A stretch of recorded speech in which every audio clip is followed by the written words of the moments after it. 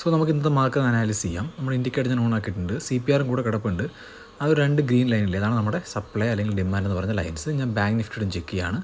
Bank Nifty നോക്കുമ്പോഴും ഇന്നലത്തെ high ഒക്കെ മുകളിൽ കിടപ്പുണ്ട്. മാർക്കറ്റ് നല്ലൊരു സപ്പോർട്ടിലാണ് നിൽക്കുന്നത്. സോ എന്തായാലും ഇനിഷ്യലി ഒരു ബുള്ളിഷ് മൂവിനുള്ള ചാൻസ് ഉണ്ട്, കാരണം മാർക്കറ്റ് CPRലാണ് നിൽക്കുന്നത്. സോ മാർക്കറ്റ് ഓപ്പണായി കുറേ സമയം കഴിഞ്ഞിട്ടുണ്ട്. മാർക്കറ്റ് നല്ലോണം മുകളിലോട്ട് പോവാണ്.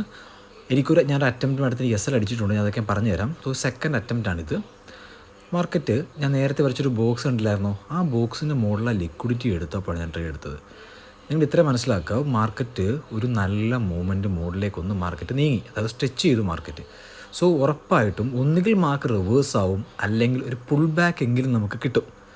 സോ ആ പുൾ ബാക്കിനെ ക്യാച്ച് ചെയ്യാനാണ് ഞാൻ പ്ലാൻ ചെയ്യുന്നത്. നോക്കിയാൽ ഞാൻ രാവിലെ പറഞ്ഞു, CPRൽ നിന്നാണ് മാർക്കറ്റ് സ്റ്റാർട്ട് ആയിരിക്കുന്നത്, അതായത് സപ്പോർട്ടിൽ നിന്നാണ് സ്റ്റാർട്ട് ആയിരിക്കുന്നത്.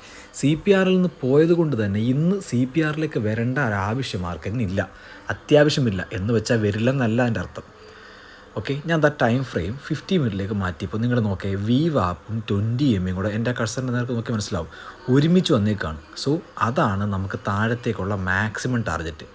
ഓക്കെ, കറക്റ്റ് അതുപോലെ തന്നെ സംഭവിച്ചു. അതിനുശേഷം മുകളിലേക്ക് ഒരു മൂന്നാമത്തെ ട്രേഡിങ് ഉണ്ടായിരുന്നു.